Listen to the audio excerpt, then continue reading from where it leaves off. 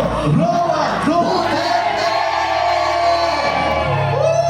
Alright, so habang pwede tayo makaupo mga kababayan, so habang po nag-start na tayo magsalo-salo mga kababayan, mapapakinggan po natin ang birthday message ni Pastor Apollo C. Kibuloy at